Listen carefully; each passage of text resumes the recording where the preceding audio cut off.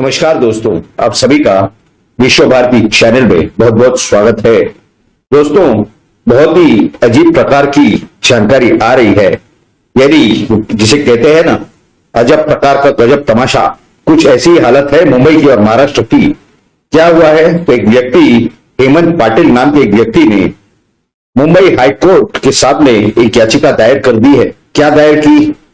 राज ठाकरे के खिलाफ राजद्रोह का मामला लगाया जाए।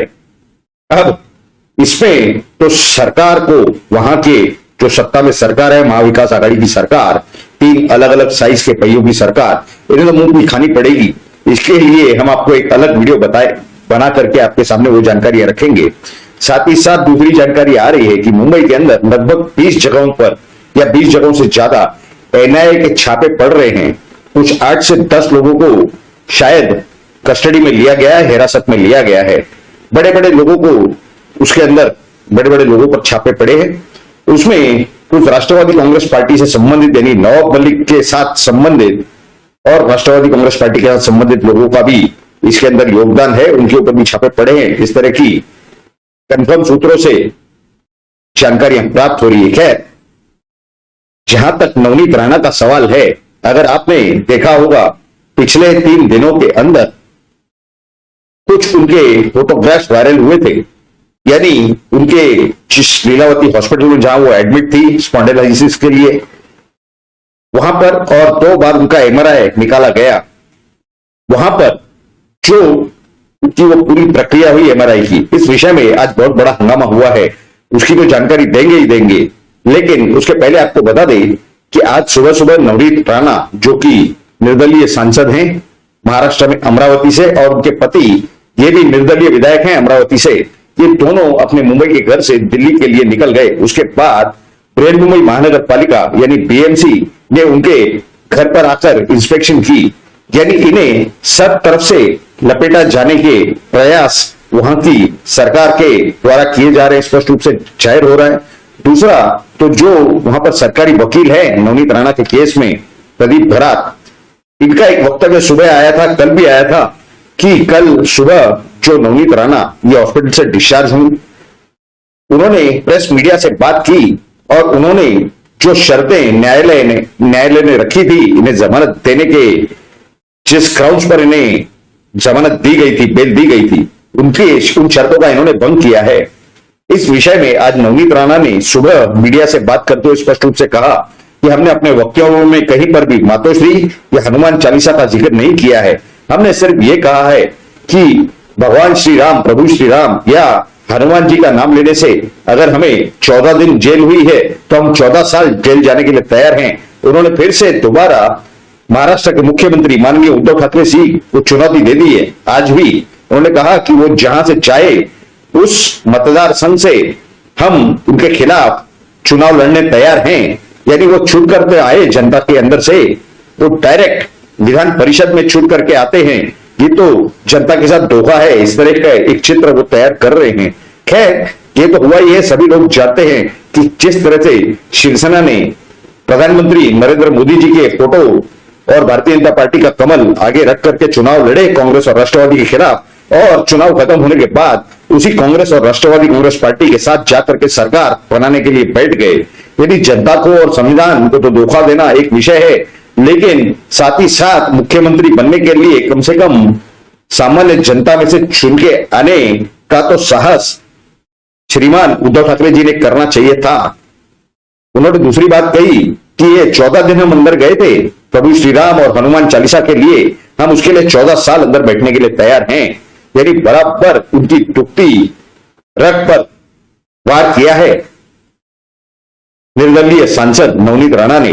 लेकिन ये जो एमआरआई के फोटो के वायरल हुए थे लीलावती हॉस्पिटल के, इसके ऊपर शिवसेना का एक मंडल, एक मोर्चा, जिसमें एक विधायक बताई जा रही है प्रोफेसर मनीषा कायंदे, और उनके साथ पूर्व महापौर मुंबई की श्रीमती किशोरी पेडनेकर, और उनके साथ कई सारे कार्यकर्ता हो, उनके युवा सेना के कुछ पदाधिकारी हों, राहुल कानल वगैरह, ये सब वहां पर गए थे। और ये क्या कर रहे थे? उनके सीईओ के साथ मुलाकात। ये कह रहे थे कि हमने आपको कल ही जानकारी दी थी कि हम आपसे मिलने आने वाले हैं कल। अब ऐसे पूरी परिस्थिति के अंदर ये जानना ये चाहते थे कि नवनीत राणा की जो गोपनीयता का भंग, यानी उनका जो एमआरआई निकाला जा रहा था, उस समय किसी ने कैमरा से या मोबाइल से वो फोटो निकाले, जिस एमआरआई यूनिट के अंदर कोई कैमरा, कोई फोन अलाउड नहीं है, वहां पर अनुमति नहीं है ये सब चीजें लेके जाने की, चाहे वो फोन हो चाहे आपका कैमरा हो। तो वो कैसे अंदर गया, ये फोटो कैसे खींचे गए, यानी उन्हें तकलीफ इस चीज से है कि जनता के सामने जो एक इमेज तैयार हुआ नवनीत राणा का, उनके पति का, वो पब्लिक के मन में, जनता के मन में उनके विषय में सहानुभूति है। क्या ये सहानुभूति है कि स्पॉन्डिलोसिस से पीड़ित होते हुए भी इन्हें जेल में रखा गया, इन्हें सुविधाएं नहीं दी गई, इनकी मेडिकल फैसिलिटीज इन्हें नहीं दी गई, इस तरह की जो सहानुभूति पैदा होने लगी थी, उसके खिलाफ में ये शिवसेना का मोर्चा था। उन्होंने एक वहां पर पत्र भी दिया सीईओ को, लेकिन वो तमाशा बहुत बड़ा चला। लगभग 12 बजे के आसपास से 1:45 बजे तक, और कई सारे जो क्षेत्रीय मीडिया चैनल है उन्होंने उसे लाइव टेलीकास्ट किया। जिस तरह की भाषा और जिस तरह का वर्तन उसके अंदर हॉस्पिटल के जो डॉक्टर हैं, जो सीईओ हैं या जो स्टाफ है उनके साथ किया गया, वो तो बिल्कुल ही बयान करने के लायक नहीं है। यानी उन्हें तब के तब जवाब मांगे गए। मान लीजिए कि जैसे राज्यपाल खुद वहां आए हो और उन्हें जवाब देना पड़ेगा, पार्टी के पदाधिकारी हो या एक आधे एमएलसी हो या पूर्व महापौर हो किसी शहर के, क्या उन्हें इस तरह का वर्तन करने का अधिकार है? क्या वो बालिग है? उनका कहना यह था कि जमीन सरकार की तरफ से दी गई है, सरकार की तरफ से दी गई है, यानी ये जनता की जमीन है। इससे कोई एक एमएलसी हो या एक महापौर या पूर्व महापौर ये मालिक नहीं बन जाते उस जमीन के। ये शायद ये समझ में रखना, अपने ध्यान में रखना वो शायद भूल गए थे। खैर, वो जो भी हालात थे, आपको ये समझाना और बताना बेहद जरूरी है, ये जानकारी देना भी बेहद जरूरी है कि ऐसे पूरे परिस्थिति के अंदर वहां पर डॉक्टर को बुलाया गया जो कि रेडियोलॉजी के इंचार्ज थे या एमआरआई के इंचार्ज थे, और फिर वहां पर जो स्टाफ जो ड्यूटी पर था उन्हें भी बुलाया गया, उनके साथ सवाल जवाब किए गए। यानी जिस तरह से वो सवाल जवाब सीईओ से हो या हॉस्पिटल के डॉक्टर्स हो या फिर वहां का पैरामेडिकल स्टाफ हो, उनके साथ किया गया, ये बड़ा ही अजीब रवैया था, अजीब तरीका था। ये सब चीजें हॉस्पिटल के अंदर अगर बिना मीडिया के की जाती, यानी बिना लाइव टेलीकास्ट के, तो ये ज्यादा बेहतर रहता।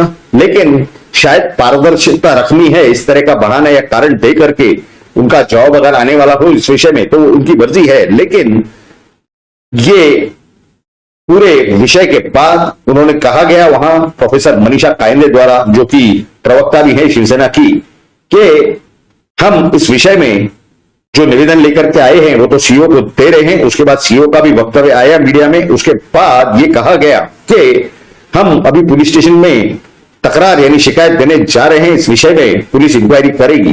तो ये पूरे 1.5-2 घंटे इन लोगों ने क्या वहां जांच की, ये सबसे बड़ा सवाल है कि इन्हें क्या अधिकार है किसी भी हॉस्पिटल के अंदर जांच करने का।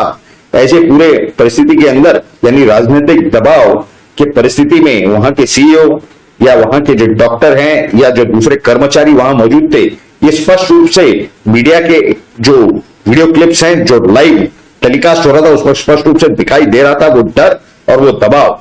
खैर, ये जो भी हालात थे, यानी एक तरफ तो नवनीत राणा और उनके पति रवि राणा ये दिल्ली में पहुंच चुके हैं।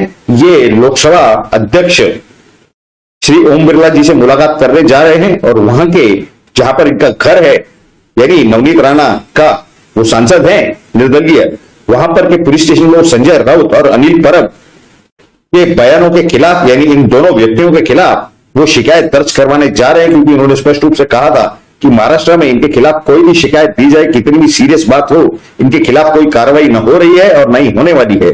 इसके लिए हम दिल्ली पुलिस से, क्योंकि हमारा घर वहां पर है, तो हम दिल्ली पुलिस से ये शिकायत दर्ज करवाएंगे और उन्हीं से कहेंगे कि इनके खिलाफ जल्द से जल्द और सख्त से सख्त कार्रवाई की जाए। ऐसे पूरे परिस्थिति में और इस पूरे वाकये के ऊपर आप सभी की क्या राय है, ये तो जरूर आप नीचे कमेंट बॉक्स में हमें लिख करके बताएं, क्योंकि आपकी राय हमारे लिए बहुत ही ज्यादा महत्वपूर्ण और अनमोल है। साथ ही साथ आज की ये पूरी जानकारी अगर आपको अच्छी लगी हो, पसंद आई हो, तो जरूर इस वीडियो को लाइक करें और ज्यादा से ज्यादा शेयर करें। और अगर आप इस विश्व भारती, आप ही के विश्व भारती चैनल पर हमारा वीडियो पहली बार देख रहे हैं, तो जल्द से जल्द इस चैनल को सब्सक्राइब करें। आप सभी लोगों ने इस वीडियो को पूरा अंत तक देखा, इसके लिए आप सभी का बहुत बहुत धन्यवाद। भारत माता की जय। जय हिंद।